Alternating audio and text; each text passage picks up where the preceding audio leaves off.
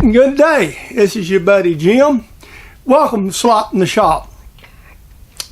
This week, well, I'm kind of got not to doing this every week, but I've got enough stuff collected to make a pretty good little old video. And I'm going to put this together. And I can't quite remember everything because it's been over like several weeks, maybe a month's worth of little things going on. This morning I've been in the shop just doing some organizational work, straightening up, cleaning up, and then I'm going to be putting some other stuff in that I've done in the past that's not already baited into a slop. So with no further ado, get the children, the doggies, the neighbors, the popcorn, the adult beverages if you so desire, or a cup of coffee if it's early in the morning, and sit back and enjoy the show. And we'll come back and tell you bye there at the end. Hey, you guys enjoy the video. Okay, I started over and I faced this off. Now I just need to put a hole for that tubing to go through, and I want this to fit tight. So I decided just to make a new one because this isn't going to give me what I want. This is going into steering. I forgot to turn the camera on. I'll face this off right quick. Then we're going to deburr it. And then we're going to see if this fits in there.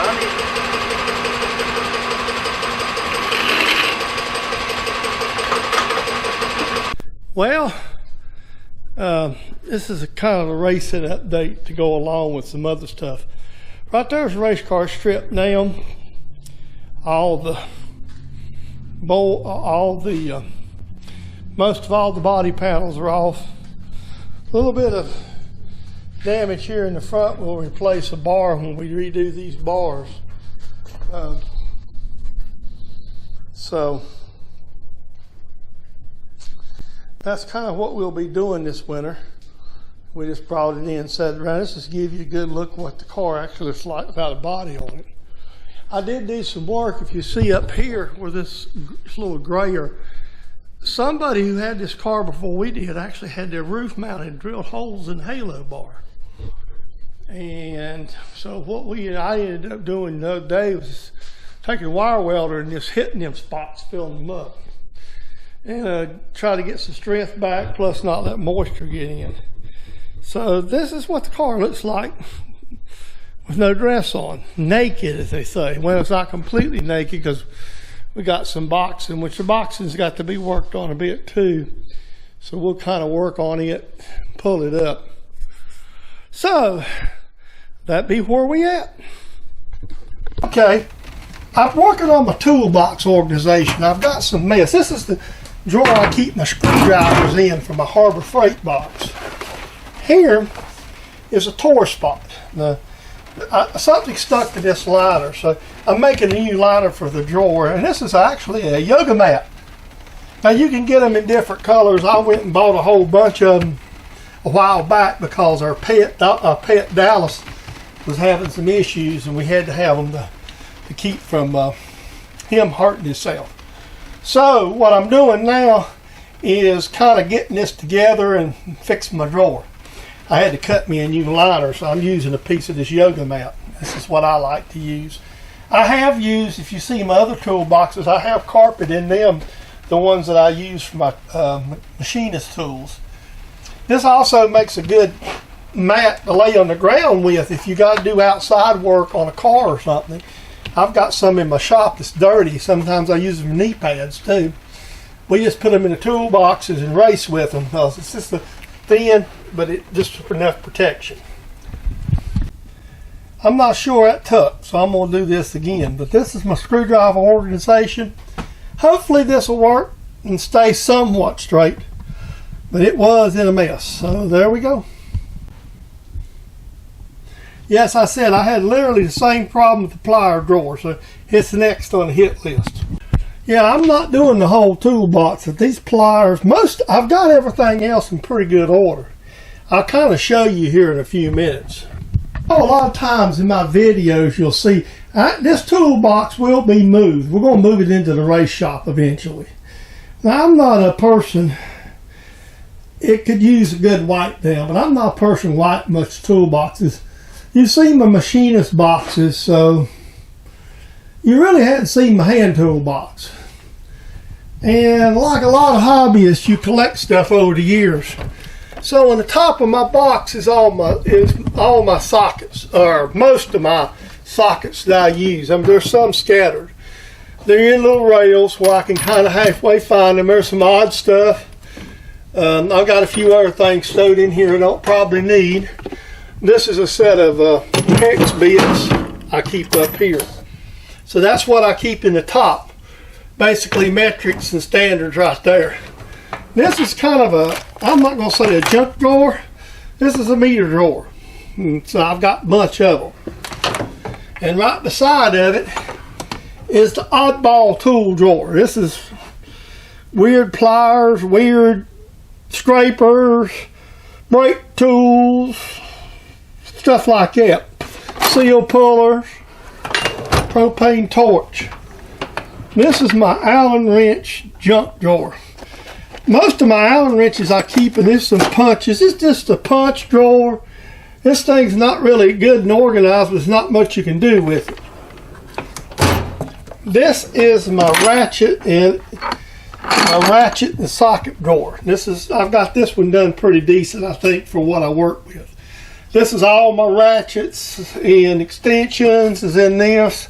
A cheap torque wrench, you know, stuff like that. And right over here is my overflow sockets. Most of this is 3/8 drive stuff. It's a mixture of several different brands. It's got everything from cheap and no good stuff right up to Craftsman. Most of my sockets, most of my hand tools are either Craftsman's. I will show you something you've never seen before. I don't know if you can read that. I might can zoom in there where you can. That's a Pencraft. That socket was actually sold by J.C. Penney. I've had these for 35 or 40 years.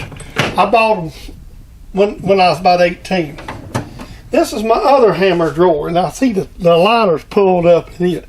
But this is just extra all kind of hammers. And it don't always lock good. And right over here is my 1/4" drive stuff. I've got probably a half a dozen different 1/4" drive stuff. I got three sets. I actually got 4 sets. I got these 2 Craftsman sets are standard. This is a Cobalt mix set. This is just a cheap set. I've got a set of Blackhawks. I've got miscellaneous 1/4" drive and bit drivers from Vermont American. This, again, stuff I've collected. This is another kind of, I'm going to call it just a miscellaneous drawer. Screwdriver bits, overflow wrenches, test lights, some magnetic stuff, some crimping stuff, just odd and end whatever. This one is my little carpentry drawer. I keep my scissors in it and just odd and end stuff.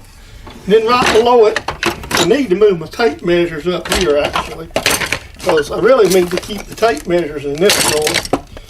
See, I got a lot of tape measures, so I'm going to redo that. I've got a lot of tape measures. I use a lot of them, so I keep them handy. See where it's at. This is my adjustable wrench drawer. That's what I keep in its adjustables. Then right below it is my wire job, where I won't do any wiring. I got cutters, strippers, all crimpers, all that there. Then this is a screwdriver drawer you just seen me fix.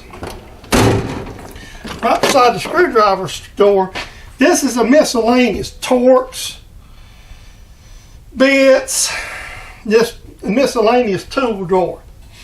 I use most of my torques, and I've got a few nut drivers. I don't use that many nut drivers.